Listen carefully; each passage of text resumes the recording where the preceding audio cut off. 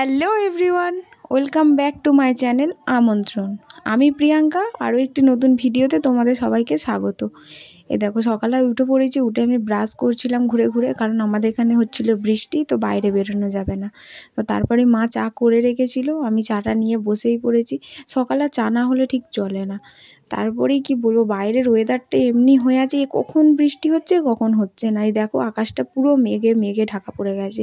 তারপরে আমি বেরিয়েছিলাম একটু দোকান, আমার পোড়া কপাল, আমি হেঁটে হেঁটে দোকান গেলাম এই বৃষ্টির মধ্যে, তার মধ্যে দেখছি দোকানটা বন্ধ। মা বললো যে ওখানে প্রসাদ রাখা আছে তোর, তুই খেয়ে নে। তো ওই যে প্রসাদ দেখাচ্ছে, আর আমার লাড্ডু খেতে খুব ভালোই লাগে। তারপরে চলে গেছিলাম স্নান করার জন্য। এই যে স্নান দান করে আমি চলেও এসেছি, আর এসে আমি তাড়াতাড়ি করছিলাম একটু। আর তারপরে যে কাজগুলো থাকে, চুল ফুল আঁচড়ে নেওয়া, আর এই বর্ষার জন্য এত চুল উঠছে কি বলো, তোমাদের কি এরকম প্রবলেম হচ্ছে না? এগুলো আমার একারই হচ্ছে আমি জানি না, তো প্রচণ্ড পরিমাণ চুল পড়ছে আমার। আর আমি তাড়াতাড়ি করছিলাম, কারণ মা আজকে আমাকে বলেছিল যে তুই রান্নাটা করবি, ওই জন্য আমি তাড়াতাড়ি করছিলাম। আর একটু ক্যামেরার সামনে যে ঢঙও করে নিলাম। নেওয়ার পর এই যে আমি চলে গেছি একদম রান্নাঘরেতে। আগে এসেই আমি কড়াটা বসিয়ে দিয়েছি, জলটা ততক্ষণ গরম হোক। আর আজকে আমি করব হচ্ছে একটা ডিমের রেসিপি। এটা আমি দেখেছি হচ্ছে ওই ফেসবুকে অনেক দিন ধরে ঘুরছে আমার চোখের সামনে। আর আমি একটু অন্য রান্না করতে ভালোবাসি, ইউনিক। এবার ওটাও দেখেছি, কিন্তু ওটার মতনই প্রপার করব না, আমি আমার মতন করে করব। তো ডিমগুলোকে এই যে বাটি নিয়ে নিয়েছি, বাটিগুলোতে একটু তেল মাখিয়ে নিয়েছি, নিয়ে ডিমগুলো ফাটিয়ে এর মধ্যে দিয়ে দেবো। তো প্রত্যেকটা বাটিতে একটা একটা করে ডিম ফাটিয়ে আমি দিয়ে দেবো। আর একটা বাটি করেছিলাম, ওটাতে 2টো ডিম ছিল, কারণ 4টে বাটি এই একই রকম সাইজের পাইনি বলে ওটা একটু বড় ছিল, অন্য বাটিতে আমি দিয়েছি। আর এই ডিমগুলোই কিছুই সেইভাবে মশলা দিতে লাগবে না, অল্প পরিমাণ নুন দেবো একটু একটু করে প্রত্যেকটা বাটিতে, আর পেঁয়াজ কুচি, কাঁচা লঙ্কা কুচি, আর দেবো হচ্ছে একটু করে ধনেপাতা কুচি দিয়ে তারপরে আমি এগুলোকে বসিয়ে দেবো হচ্ছে এই যে জলটা গরম করতে দিয়েছি ওই জলের মধ্যে। দেখবে যেন জলটা না বাটিতে উঠে যায়, সেই পরিমাণ জল দেবে। আমি প্রথমে একটু বেশি দিয়ে ফেলেছিলাম, তারপরে আবার একটু কম করে নিয়েছি। এই যে দেখো অল্প অল্প করেই দিয়েছি, আমি বেশি খুব একটা দিইনি, কারণ আমি যখন আবার ওটাকে রান্না করব তখন পেঁয়াজ দেবো ওর মধ্যে। এবার একটা একটা করে প্রত্যেকটা বাটি এই যে কড়ার মধ্যে বসিয়ে দিচ্ছি। দেখবে যেন জলটা না উঠে যায়, এই জলটা উঠে গেলে একটু কীরকম হয়ে যায়। তো এবার দিয়ে আমি দেবো চাপা দেওয়ার পর আমি প্রায় 10 মিনিট পর একবার খুলে দেখেছিলাম। আর এই যে তার মধ্যে ছিল, বৃষ্টিও হচ্ছিল, গরমও ছিল তার মধ্যে। এই যে দেখাচ্ছে আমি রান্না করতে করতে পুরো ঘেমে গেছিলাম। এই দেখো প্রায় আমার হয়েই এসছে, আমি মধ্যিখানটা একবার খুলে দেখেছিলাম, প্রায় আমার হয়েই এসছে। আমি একবার খুলে দেখে আবার একটুখানি চাপা দিয়েছিলাম, তারপরেই আমি নামিয়ে নিয়েছি।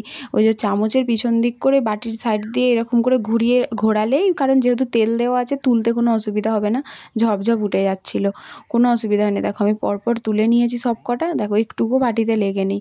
তারপরে আমি কড়াটাকে ধুয়ে আবার বসিয়ে দিয়েছিলাম হচ্ছে সর্ষের তেল। আর ওই যে কাটা পেঁয়াজ, আমি বলেছিলাম না আবার পেঁয়াজ দেবো, তো পেঁয়াজগুলো আমি দিয়ে দিয়েছিলাম, কারণ আমি বলেছি আমি ওর মতন প্রপার রান্নাটা করতে পারবো না, আমি আমার মতন করে করব, আমি সেটাই তোমাদেরকে দেখিয়েছি। এই যে দেখো পেঁয়াজ কুচি দিয়ে দিচ্ছি, আর আমি রসুন কুচিয়ে রেখেছিলাম, থেতো করা নয়, একদম কুচো কুচো করা ছিল। তারপরে আমি এগুলোকে দিয়ে পুরো একদম লাল লাল করে ভেজে নেব, কারণ রসুনটা কাঁচা থাকলে গন্ধ লাগে, আর ওটা একদম খেতে ভালোও লাগে না।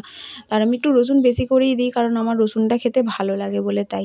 আর বেশি কিছু মশলা নেই, একদম বেসিক মশলা, একটুখানি লাল লঙ্কার গুঁড়ো, ঝাল লঙ্কার গুঁড়োটা, আর হলুদ গুঁড়ো, আর একটু জিরে গুঁড়ো দিয়েছিলাম, আর টমেটো কুচি দিয়ে ওটাকে ভালো করে হালকা একটু জল দিয়ে ভালো করে কষিয়ে নিয়েছিলাম। আর মধ্যিখানে দিয়েছিলাম একটু নুন, তো লাগবেই পরিমাণ মতো। আর মধ্যিখানে দিয়েছিলাম একটু হচ্ছে রেড চিলি সস, কারণ আমার ওটা খেতে ভালো লাগে তাই আমি দিয়েছি। তোমাদের ভালো লাগলে দেবে, না লাগলে না দেবে, কোনো অসুবিধা নেই। আর একটু ধনেপাতা দিয়ে ভালো করে কষাচ্ছিলাম। এই যে আমার কষানো প্রায় হয়েই এসেছে। আর ওই যে ডিমগুলো আমি সিদ্ধ করে তুলে রেখেছিলাম, ওই ডিমগুলো এই যে মশলার মধ্যে দিয়ে দেবো, যে একে একে আমি দিয়ে দিচ্ছি, কারণ একটুখানি দিয়ে না ফোটালে ভেতরের মধ্যে কিছু মশলাটা ঢুকবে না। তো তার মধ্যেই দেখি এদিকে খুব জোর বৃষ্টি এসে গেছে, হঠাৎ করেই দেখছি মানে জোর বৃষ্টিটা নেমে গেছে।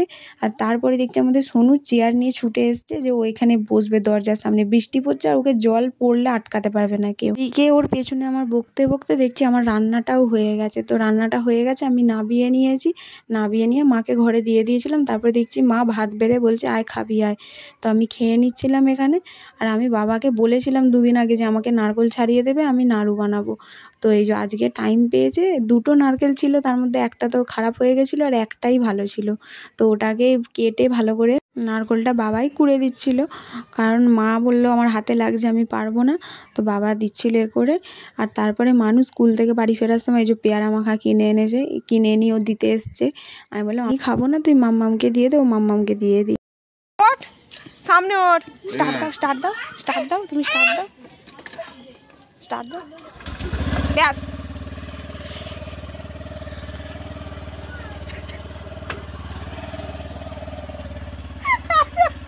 ও চালাবে না, ওইখানে সামনে ওঠ, সামনে ওঠ, সামনে না।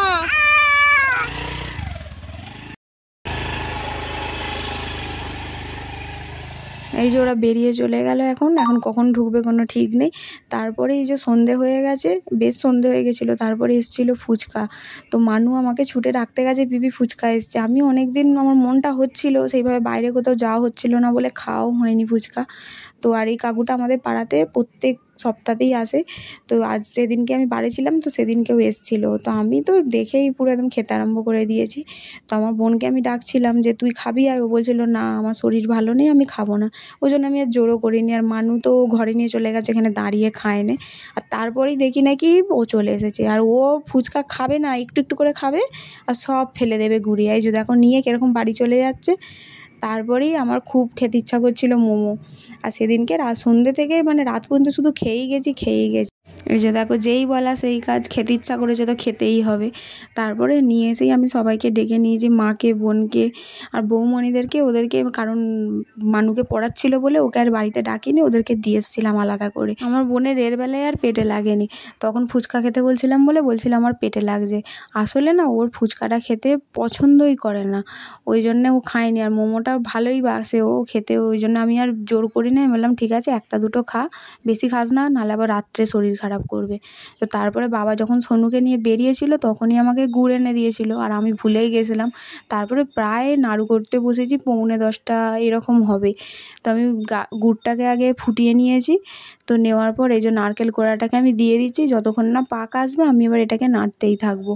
আর যতই রাত হোক না কেন, আমি যখন বলেছি আমি করব তো আমাকেই করতে হবে, কারণ আর আমার না অন্য কেউ করে দিলে আমার ঠিক পছন্দ হয় না। এগুলো আমি করতে একটু ভালোই বাসি, আমার খেতেও ভালো লাগে, করতেও ভালো লাগে। তো এই দেখো আমার জলটা প্রায় শুকিয়েই এসছে, মানে আঠালো আঠালো ভাবটা এসে গেছে, মানে এবার পাকটা হয়ে যাবে। এই যে আমি নামিয়ে নিয়েছি গরম গরম, আর গরম গরম পাকিয়েও ফেলবো, বেশি দেরি করলে শুকিয়ে গেলে আর পাক আসবে না আঠাটা। এই যে দেখো তারপরে আমি পাকাতে বসে গেছি, আর কেউ আমাকে করে দেবে না, কারণ কারণ যখন পাকায় না আমার ওই পাকানো গোলটা আমার ঠিক পছন্দ হয় না সবার। তো ওরা বসে বসে দেখছিলো, তো সবার সাথে গল্প করতে করতে প্রায় আমার হয়েও গেছে। এই দেখো হয়ে গেছে। কে কে নাড়ু খেতে ভালোবাসো চলে এসো আমাদের বাড়িতে। তো এই ভিডিওটা এই পর্যন্তই থাক, পরের ভিডিওতে দেখা হচ্ছে। ভিডিওটি ভালো লাগলে like, comment, share and subscribe করে দিও। আজকের মতন বাই।